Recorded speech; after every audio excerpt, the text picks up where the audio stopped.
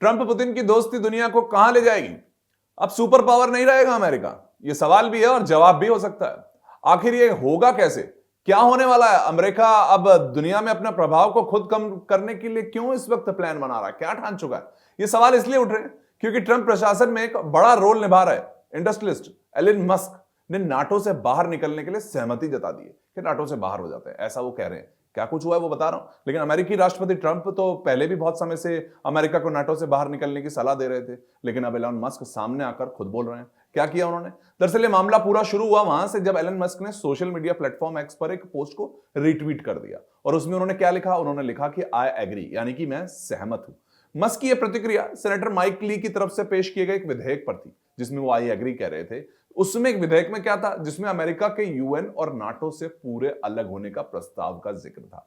इस पूरे मामले ने बहुत से सवाल खड़े कर दिए। पूरी दुनिया को हिला सकता है यह मामला। अमेरिका का यह फैसला दुनिया को काफी बड़े स्तर पर प्रभावित करेगा।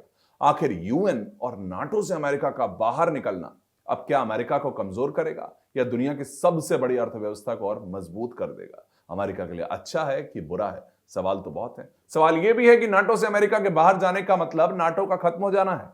अगर अमेरिका नाटो से बाहर निकलता है तो क्या रूस मजबूत हो जाएगा? क्या अमेरिका नाटो से बाहर निकलकर अपनी अर्थव्यवस्था को मजबूत करके चीन के बढ़ते कदम को कम करने के लिए कोशिश कर रहा है या कोई प्लान बना रहा है चीन से निपटने के लिए? अगर अमेरिका नाटो से बाहर भी हो रहा है तो यूरोपियन देश कमजोर पड़ रहे हैं, यानी क्या ऐसा है? क्या अमेरिका का नाटो से बाहर निकलना यूक्रेन को बहुत बड़ा नुकसान पहुंचाएगा और साथ साथ सैन्य संगठनों के तौर पर दुनिया की सबसे बड़ी ताकत जो नाटो है उनसे बाहर निकलकर अमेरिका सुपर पावर रहेगा कि नहीं रह पाएगा? ये वो सवाल हैं जो अमेरिका के एक फैसले के बाद पूरी दुनिया के सामने होंगे। इस वीडियो में आज हम इस मामले की जो परत है, परत दर परत आपको छानबीन करके बताऊंगा और हर एक पक्ष पर बात करूंगा।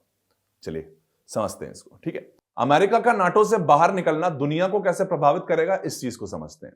देखिए, पिछले 3 सालों से रूस यूक्रेन वॉर चल रही। यहां इस बात का जिक्र इसलिए कर रहा हूं क्योंकि इस जंग की एक वजह थी वो जेलेंस्की की नाटो में शामिल होने की चाहत।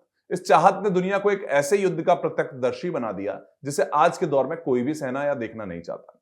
यूक्रेन इस सैन्य गठबंधन का हिस्सा बनना चाहता था, लेकिन रूसी राष्ट्रपति पुतिन बिल्कुल नहीं चाहते थे कि नाटो रूस के इतने करीब तक पहुंच जाए, यानी कि यूक्रेन साथ में बॉर्डर लगती है, अब इतना करीब पहुंच जाएगा तो नाटो से। अब पुतिन ने कहा कि बिल्कुल नहीं, ऐसा नहीं होने देंगे। पुतिन ने जेलेंस्की की इस मांग का विरोध कर दिया। जब यूक्रेन नहीं माना तो रूस ने यूक्रेन पर हमला कर दिया। यहीं से तो सब कुछ शुरू हुआ था। जिस नाटो के लिए जेलेंस्की ने रूस का युद्ध शुरू किया था, अब उसी सैन्य संगठन पर संकट के बादल मंडराने लग गए।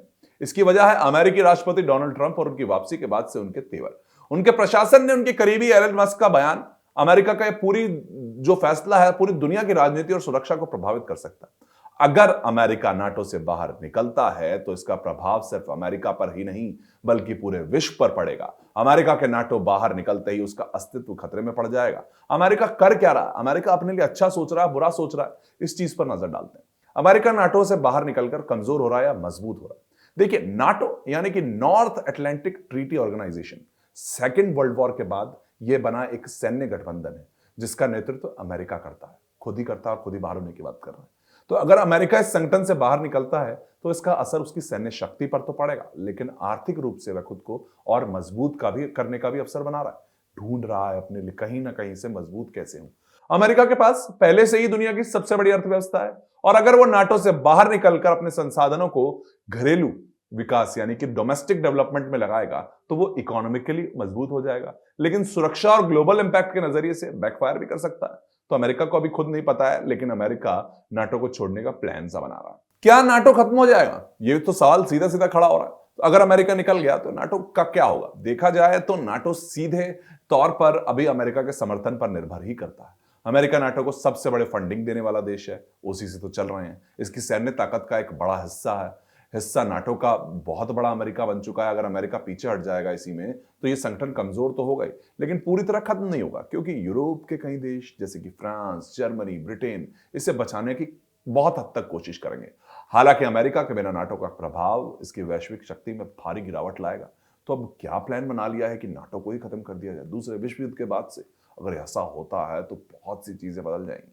तो अगर नाटो से बाहर निकलता है तो रूस के साथ क्या हो रहा है? दोस्ती अमेरिका और देखिए रूस की हो चुकी है। अगर नाटो चला गया, अमेरिका नाटो से बाहर चला गया तो यहां पर रूस के साथ क्या होगा?